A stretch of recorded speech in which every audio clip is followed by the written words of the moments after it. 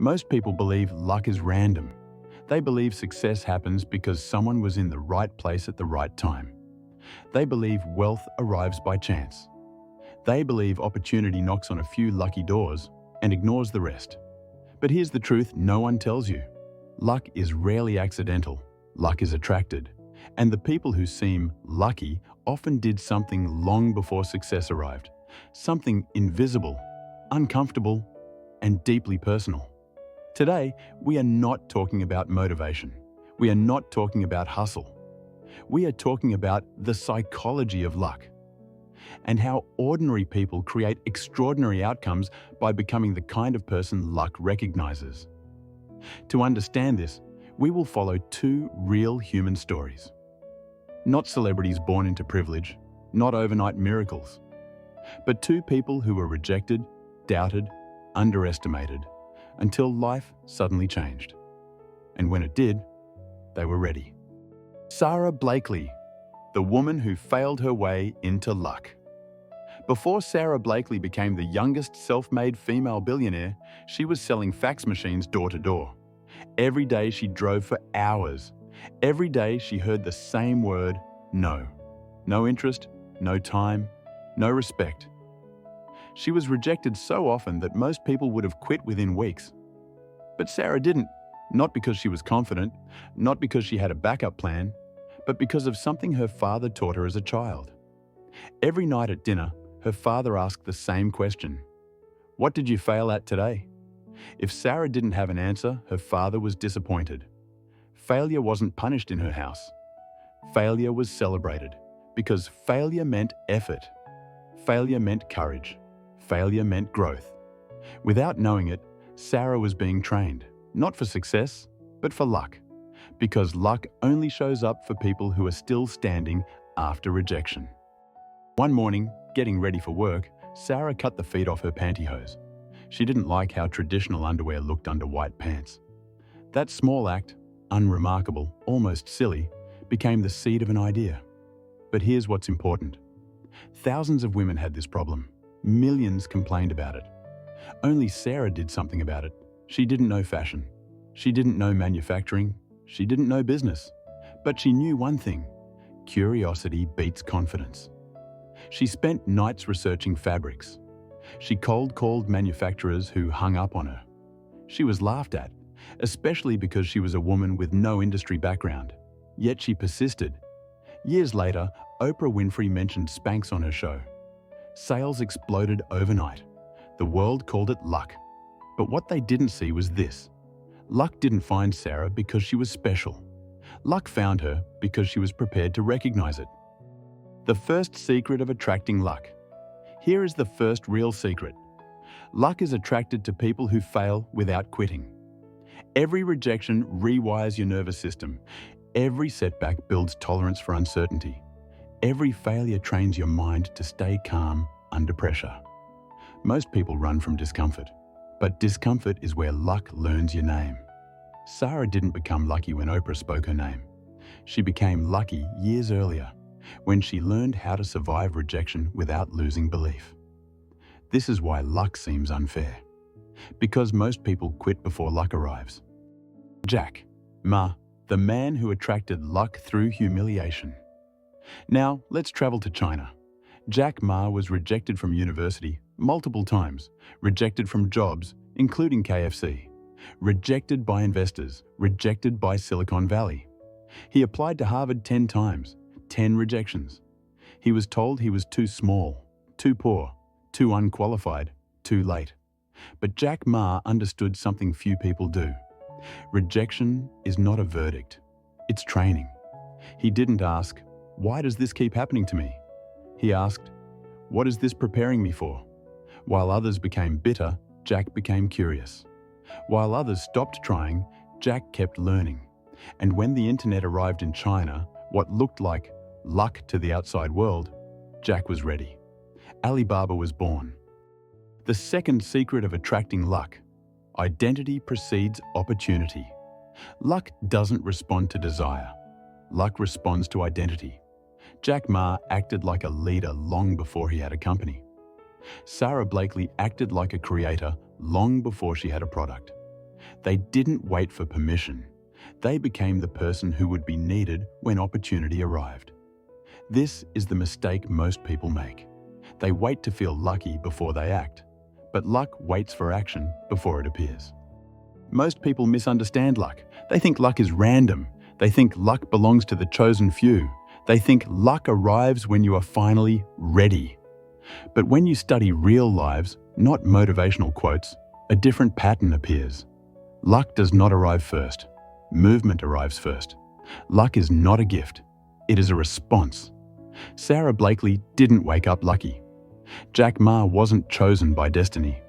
Both of them were rejected repeatedly, publicly, painfully, and often. Yet something subtle was happening beneath the surface. They were becoming visible to opportunity. And that is the first real lesson about attracting luck. Luck doesn't find you when you wait. It finds you when you move. Before Sarah Blakely became the youngest self-made female billionaire, she was selling fax machines door to door. She hated her job. She felt stuck. She felt behind everyone else. But every night, she asked herself a different question than most people do. Not, why am I unlucky? But, what can I build with what I already have?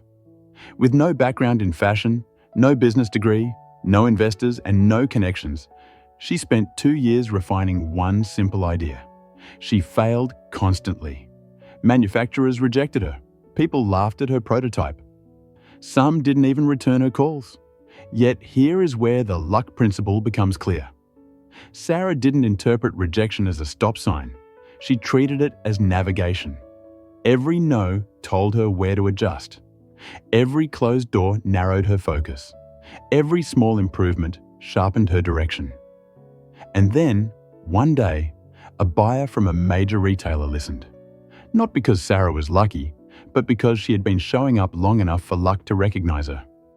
Jack Ma applied for over 30 jobs, rejected from all of them. He was rejected from Harvard 10 times, rejected from KFC while others were accepted, rejected by investors who said the internet would fail. If luck were random, Jack Ma would have disappeared. But instead, rejection refined him. He learned something essential. Rejection doesn't mean you are wrong. It often means you are early. Jack didn't chase approval. He chased understanding. He studied what small businesses needed.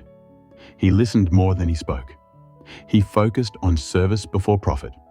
When Alibaba was finally born, it wasn't luck that made it succeed. It was alignment. The market was ready. The pain was real. And Jack Ma was positioned at the intersection. The psychology of attracting luck. Let's slow down and go deeper. Why does luck seem to follow some people and avoid others? Because of 3 internal shifts. 1.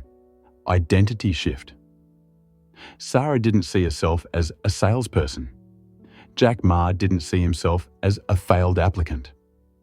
They both adopted the identity of builders long before success arrived. You don't attract luck by wanting more. You attract luck by becoming more. 2. Attention shift. Most people focus on what's missing. Successful people focus on what's usable. Sarah focused on a single product problem. Jack focused on small businesses ignored by giants. Luck follows focused attention, not scattered desire. 3. Energy shift. People who attract luck move with curiosity, not desperation. They ask, what can I learn? What can I try? What can I adjust? Not, why me? Why not now? Why is life unfair?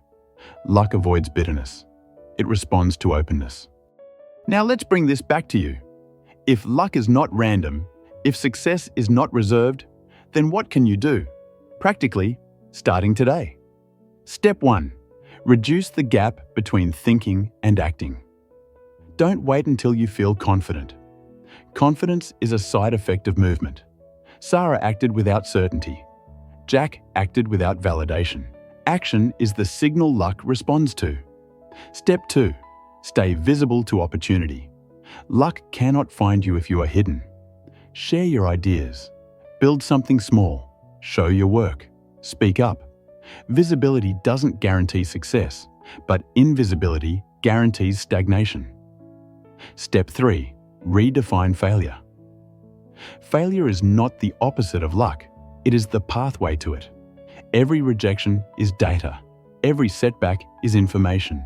Every delay is refinement. The people who attract luck are not fearless. They are interpretation masters. At some point, every successful person realizes something quietly powerful. Luck didn't change my life. My decisions did. Luck showed up after they committed, after they stayed longer than others quit, after they kept moving when nothing made sense. This is why ordinary people can create extraordinary transformations. Not because they are special, but because they stayed in the game long enough for life to respond. Right now, somewhere in the world, someone with fewer resources than you is taking action. Not because they're smarter, not because they're luckier, but because they decided to move. Luck is not something you wait for, it is something you invite. Through clarity, through consistency, through courage. Your life does not change when luck arrives. Luck arrives when you change how you live.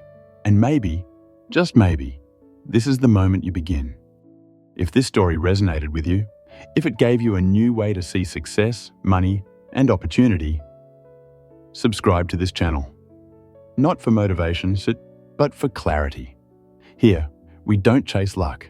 We build the mindset that attracts it. And your next chapter starts now.